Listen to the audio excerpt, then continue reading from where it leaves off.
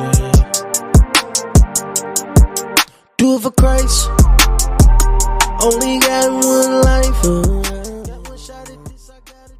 Hello. Hey, everybody. It's what day it is. It is Wednesday. It's Wealthy Marriage. It's not even just normal Wednesday. No, it's not. It is Wealthy Marriage Wednesday. And so, guess what? You have the pleasure of us coming on a little bit early. Yes. So, congratulations to you for being able to interact and engage early in the day. Yeah. So, we are so excited for you. Oh, we are. Yes, we are. I'm excited. Yeah. And so, today is a great day. It's a day we're on the road today, as you can see by our background. We're keeping it all the way 100. Yes, we are traveling. We are. We're in AC today. Yeah. Shout out to Philadelphia, Atlantic City. Yes. Oh, and it's my first time being in AC. Yeah, it's not bad. Not bad. Shout out to all the lovely people here. Yes. You're a tremendous blessing. All right. So we're going to get into it today. I know you've been eagerly anticipating this topic of today, which is the pros and cons of long-term real estate investing. And that is our topic today. Yes. We've been excited to talk about this topic because we can talk about pros. You hear a lot of us talk about pros. Yeah. We're way over-indexed on talking about pros. Yeah.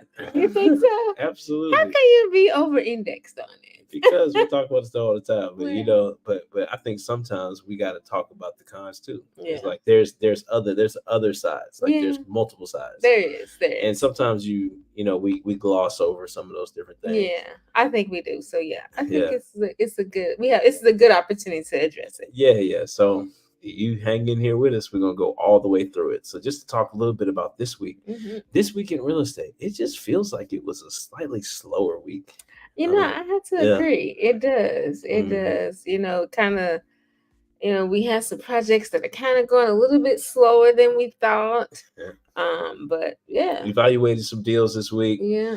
Didn't work didn't out. see it. Didn't have the it's got to have that we came close on a couple opportunities, but we're still looking to buy. So if you know somebody looking to sell, send them our way, and then we'll do the same for you. So if you're looking for something, we'll send it to you. Because sometimes what's good for somebody is not good for everybody. Right. Everybody has their own plan. So we've been looking around at different stuff, wanting to see what's going to be our next investment, which way to go. We are now wanting to continue to grow our single family portfolio. We've kind of been walking back on some of the multifamily stuff.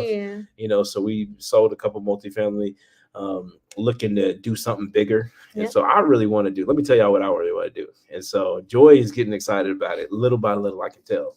Is I want to do a commercial. Y'all tell me if this is a good idea in the chat, but I really want to do a commercial property where that has residential and business together. And so, or it has like a business and somewhere where business people could play. So like a live, work, play type situation.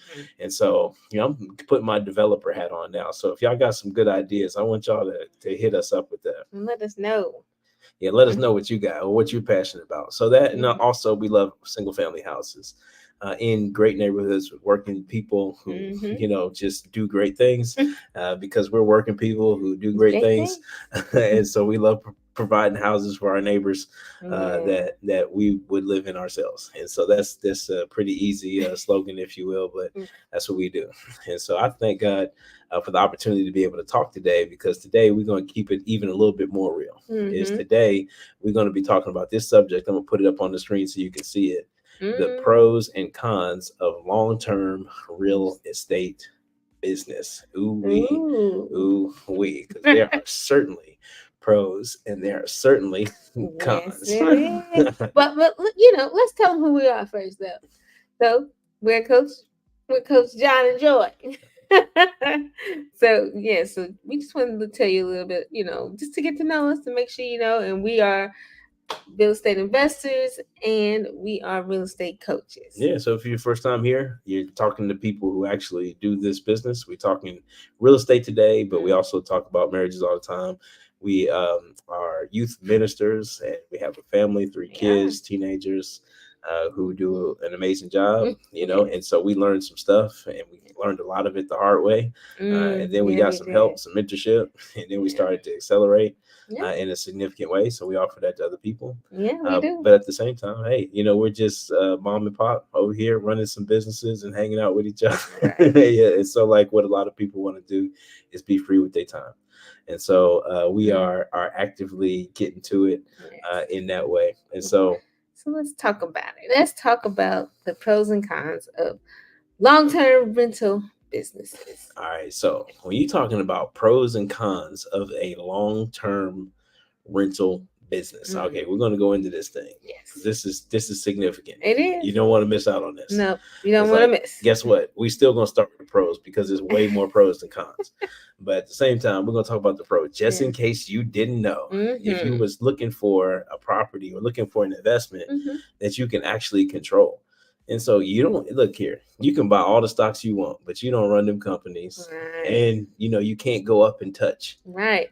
That's what I like. You can touch it. You can touch it. Touch it. Yeah, you can go touch the thing that you own. And it feels more real when you can put your hands on it. To me personally, it feels more real when you can actually touch it. Absolutely. And then it diversifies. So it's not just one thing that you're doing. It's that you get the opportunity to put your money into different assets, different ways of doing business.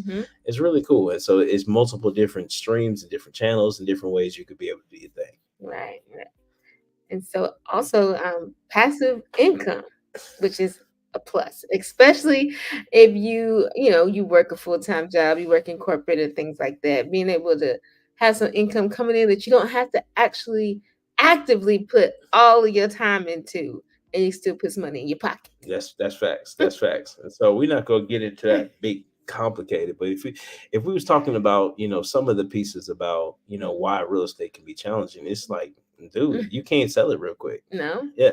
Like, you just can't, like if you own, like we own some stocks. So if you own some stocks or some Bitcoin, Bitcoin just hit an all-time high. And so you might have just sold your Bitcoin off at like 67,000. You're like, oh man, shoot, I just made it. I'm back. It was down closer to 20, and then you got it and tripled your money or something like that. But you can sell it anytime you want.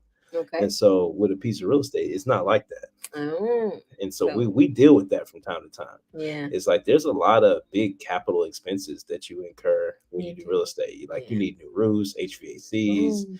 You might have had a project. You thought this project was going to be a $70,000 rehab, and then you got into it, and then you saw the termite damage. You was like, "Where do you think termites come from?" Oh my goodness, that is something. Yeah, or you got in there, you saw something that you just didn't know. You wasn't expecting to replace all the plumbing. You thought some of it was good, but then it turned out that some of it wasn't as good as what you thought it was good.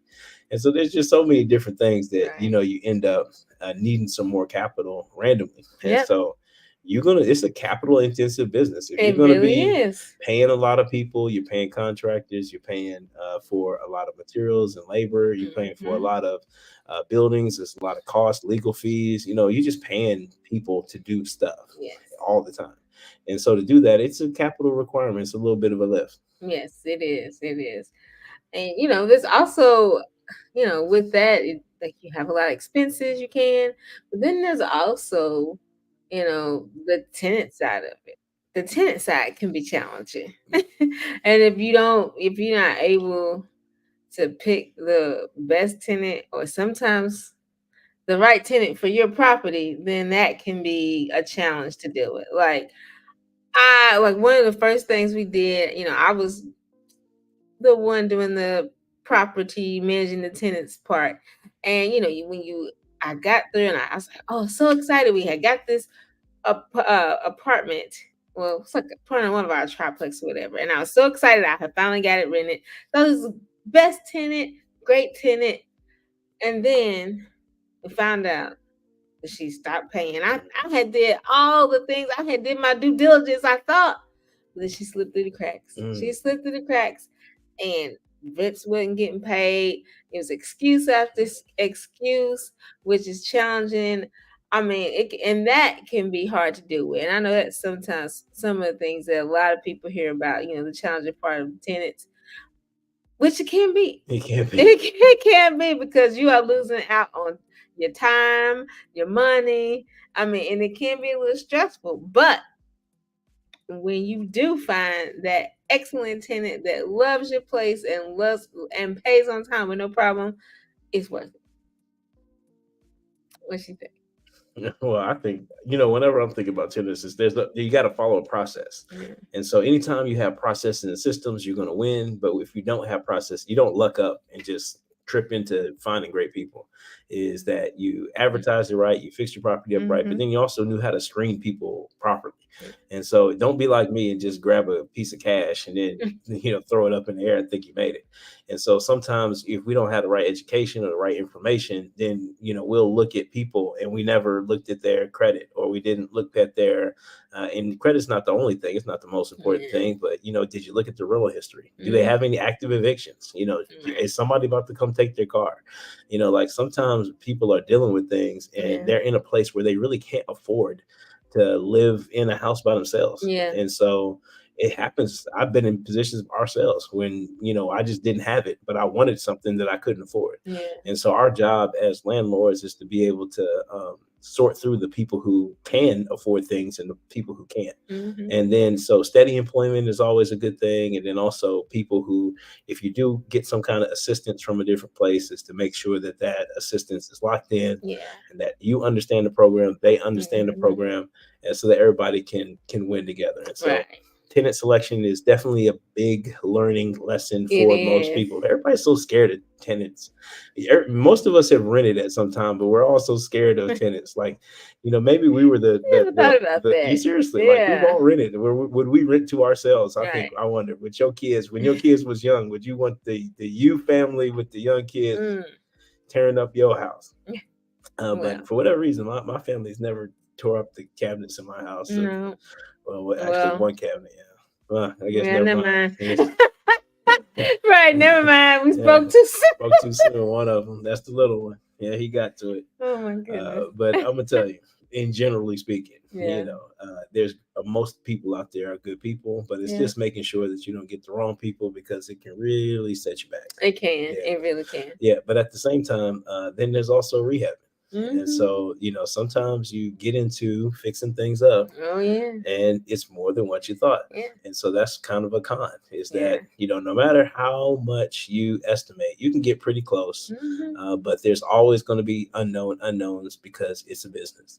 And so when that happens, you will need to adjust and pivot and just be prepared. And so, learn from people who've already done it, has some different experiences, and can kind of tell you need to have this kind of contingency, or these are some of the things that may be a challenge for you. And so it's good to have some of the information. It is. That's one of the things to look out for, especially when you're rehabbing. It's like, okay, that is something to consider.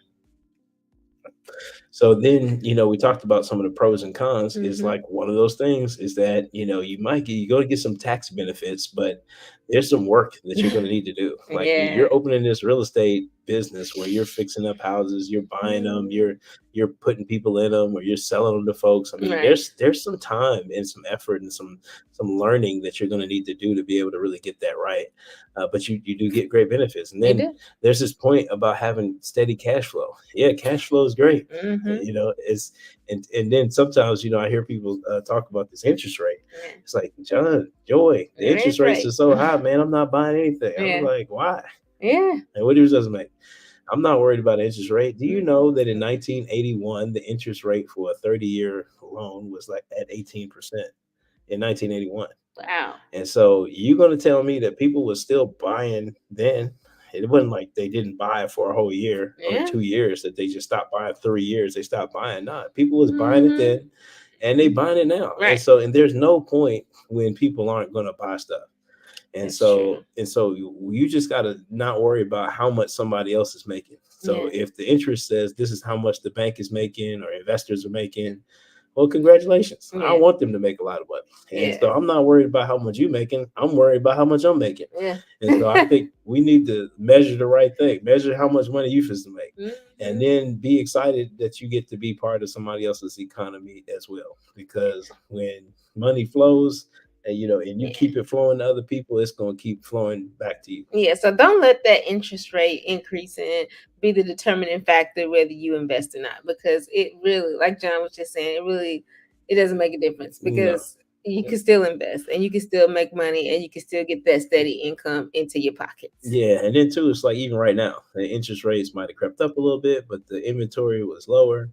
And so now the prices have still maintained, in many ways have continued to rise year over year. So Mhm. now instead of buying, you waited. And so now you're paying more, and then your payment is more. And then if you can't afford a bigger payment, then you know what's happening.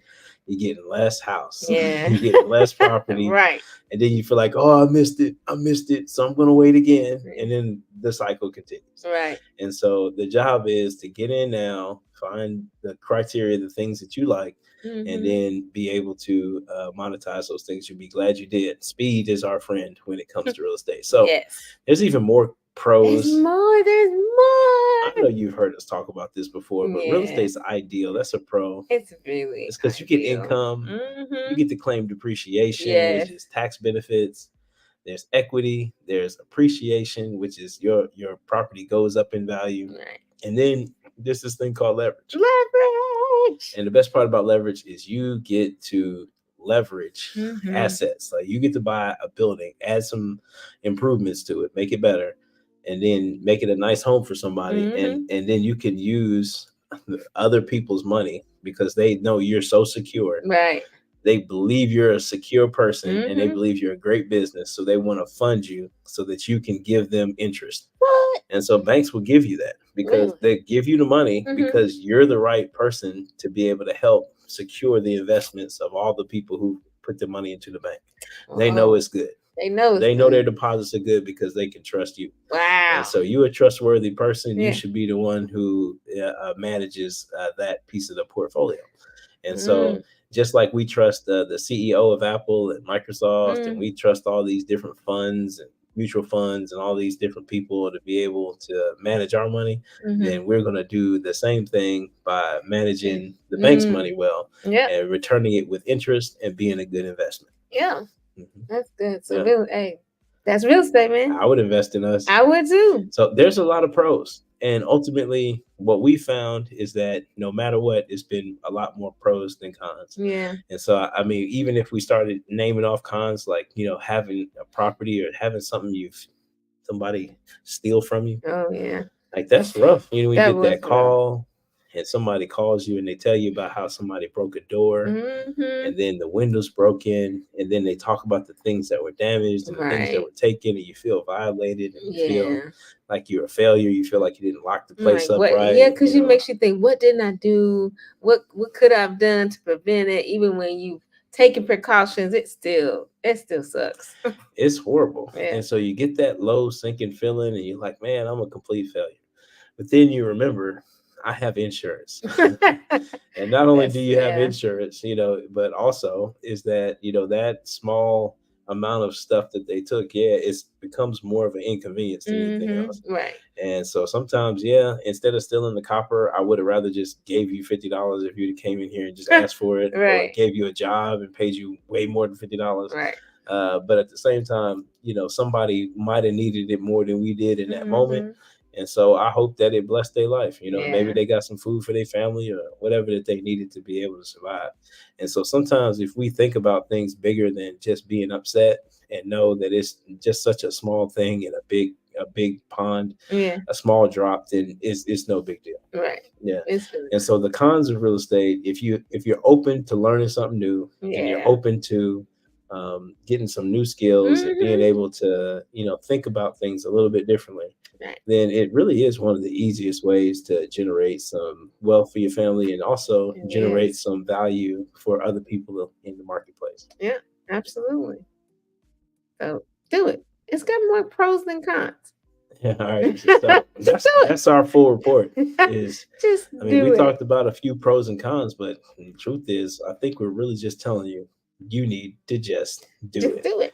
And if you come to that point in your time and you saying, hey, I just want to just do it, but I don't really know all the places to get Mhm. started. I got 1 or 2 properties, and I really want to get 3 or 4 properties. I got, my Yeah. house and my old house and another rental property, and it's going pretty well, but I Mhm. want to scale it up and go to the next level. Right. Well, that's why we created this program, this real estate training program, this real estate coaching. Mhm. It's really for married couples and partners to be able to work together in business and do it really at a high level. Mhm.